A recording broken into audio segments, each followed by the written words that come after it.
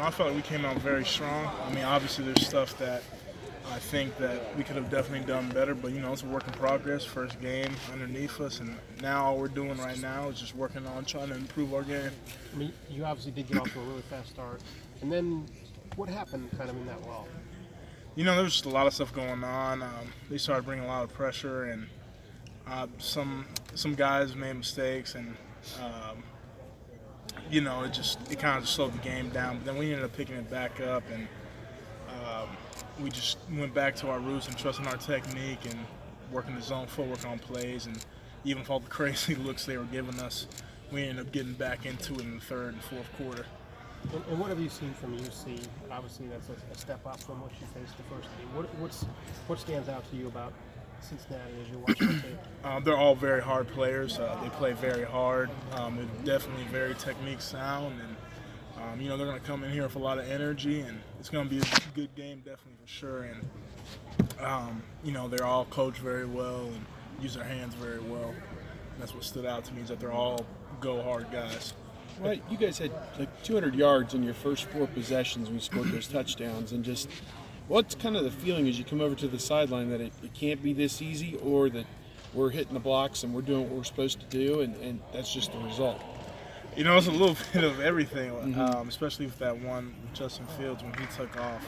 I didn't even know that he cut right off my block, and obviously with Jonah there and Josh, and the next thing I know, I just turned down. I see him already scoring. It's kind of a crazy feeling of how explosive we really can be offensively. And after we got up on them fast with that 28-0, I was just sitting there like, wow, we can be something very special if we keep getting better and keep going through our progressions. Well, you watched Justin Fields all preseason, all spring and stuff, but do you really know about a guy until it's big time action? And I guess what did he prove to you guys on Saturday? Oh, that he is unbelievably fast, but we already knew this. I mean, even in practice, some of the breakout runs he'd have, like in our scrimmages and stuff, we'd just be sitting there like, wow, block for this guy. It has the potential to be a touchdown almost every time he takes off. So going in, we knew that he was going to break off some big runs, and then sure enough, he did right early in the game, and we were blown away by how fast he was. I was going to say, he didn't have the black shirt on anymore, though. No. So, you know what I mean? So Yeah. it's like, and he did get popped once, but he came back, like you said, y'all kind of got it going late in the third quarter again. And the reason for that, it looked like, was a couple of his runs kind of got things going, too. What does that just do for you guys? I mean, what? It helps us out a lot, too, especially if a guy can run out in the pocket and kind of have the defense guessing. I mean, because even you could tell during the game sometimes their D linemen, they wouldn't really be rushing. They'd almost have to play contain now, so he wouldn't break out for a big run. So it definitely puts a pause on the defense, and they have to sit there and adjust to figure out whether he's going to stay in the pocket or not, because either way he's deadly.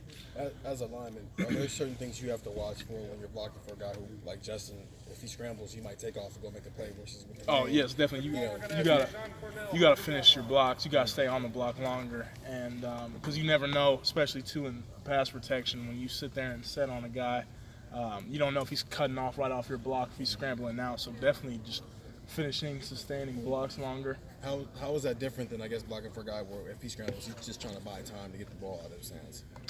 You're saying how's it different than a guy that sits in the pocket? Yeah, well, if Dwayne scrambled, he's probably just trying to buy himself a little bit more time to throw it. While if Justin, if he scrambles, he's probably taking off. Yeah. How is blocking for a guy like Justin different than blocking for a guy like Dwayne? Well, with Justin, just due to his speed, it has the potential to be a breakout of either a touchdown or a big gain. So staying in those blocks and then driving guys out once we know that the pocket maybe gets caved in or something, now he's flushing out. Just holding your blocks longer and driving guys out, we know it has the potential to be a big play. What was that? Oh, J.K. Dobbins' little leap for a touchdown. He went right over the center. But it looked like you and Brandon destroyed a guy. I mean, for one of them. What was it like to have a block like that down the goal line? I mean, how do you think y'all's chemistry has developed as this has gone along? It's just been great. I mean, Bowen, he's an older guy, and even from the moment I got here, he's always kind of just put me under his wing and teaching me to play. I mean, he's so smart, but I could tell that there was going to be a lot of blocks like that, because even that first play of the game, the way he came off the ball, I was like, oh, okay, it's go time. So then when we had that opportunity, and it's what we were talking about all week, if we had a goal line opportunity and we ran zone left, that we were gonna bury somebody, and we ended up doing it. Yeah. So it was a really good feeling, and just playing with him just makes the game just so much easier and slower. Hey, you were asked a little bit a while ago, but what do you guys as a line, what did y'all find that you definitely can get better at from week 1 to week 2? What is it that y'all have on your mind this week? Oh, just definitely technique and sustaining blocks, and just working hands, kind of just improving all the basic O-line stuff. Because even though it sounds like basic technique, it can be very important in critical situations, like getting your hands inside and sustaining blocks and stuff like that. So we've definitely taken that to a whole nother level and working our footwork on plays. So.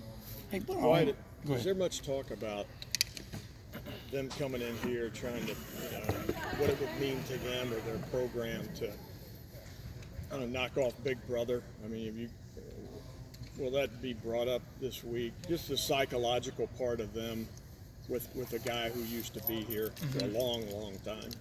Oh yeah, definitely. We know how big of a game this is for them, and just as it is for us.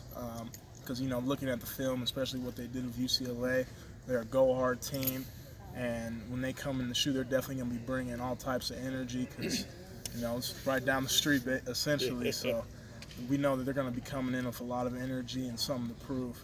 Just like we're going to be coming in with something to prove as well. Right, they made life really miserable for that poor UCLA quarterback. I think it was like 8 of 27 and lost 2 fumbles, threw 2 interceptions. It was a clinic that they kind of put on. They seemed like they're real athletic defense. Just what kind of things do you expect out of them? Fast, like you said, they're very athletic, especially up front with their backers, and they stay active. They keep going until the whistle blows. They don't stop and they don't give up on plays. And every single guy on their team is a high effort guy. So that's definitely what we were expecting, especially what I saw from the UCLA game. That's definitely what I took out of it, is that they're all go hard guys and they play the game right and they're all technique sound. Hey, Wyatt, would you say that this offensive line is further ahead right now in run blocking or pass blocking? I would say that it's pretty equal. I felt like, obviously it's O-line. You gotta come off and run first, and that's the priority. And we've definitely came out, especially during fall camp and leading up to now. That's been the focus of just being, tough, and just around, like with every position group, that's been the focus, just being tough physical players, and especially being an O-lineman up front, you got to be able to run the ball in critical situations. So I would say right now we're definitely progressing for both the run and pass, but we still need to make improvements on both ends. How many lines have you been a part of where there has been that versatility, where you would say that you're probably about equally as good at run and pass blocking? Isn't it typically that the line is better at one than the other? Yeah, definitely. With different guys, it's different. Right. So, I've definitely been a part of just offensive lines in general where it was definitely better on the run than pass. But, I feel like now we're pretty balanced as far as where we're at now, but we're definitely looking to make progressions as we go on throughout the season. Why, Larry Johnson said yesterday that Cincinnati is like a Big Ten team. Would you say that the same for what they do on defense? Yes, definitely. They're going to be another tough team that we play this year, and going into it, the emphasis was these guys that can compete with anyone in the Big Ten, and that's what we've been saying, and especially with what they put on against UCLA, they're trying to get after guys, and they're going to come in with a lot of energy, and I would definitely agree with that statement. How tough has it been finding continuity when you have such depth? You're talking as far as keeping guys' spirits up there? There's a lot of different challenges that come from having. Obviously there's a lot of good things that come from having depth, but there's a lot of different challenges. Keeping guys' spirits up, finding rapport on the field. Just how have you guys been at getting all the good things out of it without stumbling over some of the hurdles? Well, we're all a very tight-knit group. We have our own separate group chat that we communicate to each other through every single day, and just like how I hold guys to a certain standard, they hold me to the same standard too. So it's constant, we're pushing off of each other and we're just trying to get better. So I would say that everyone is super engaged and we're all helping each other out. And, we all love and care about each other, so that definitely helps as well. Who uses the most emoticons? What? Emoticons, the little smiley faces. Oh, and emojis? Oh, yeah. Thayer Mumford. Thayer Mumford? Thayer Okay. Mumford. Well, we're going to have to ask him about that. You're good. All right, Thank you. Thanks, Wyatt.